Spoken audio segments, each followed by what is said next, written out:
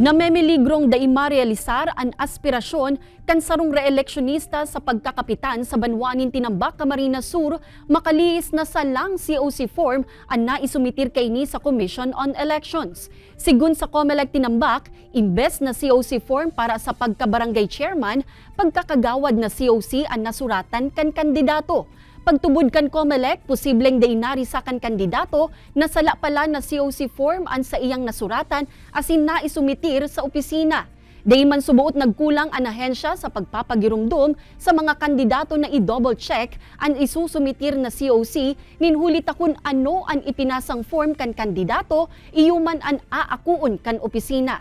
Sa ngunya nagsunod subuot in motion for reconsideration ang kandidato kung sain pigahalat pa ang desisyon kan COMELEC Central Office kung maibabalik ini komo kandidato sa pagkakapitan.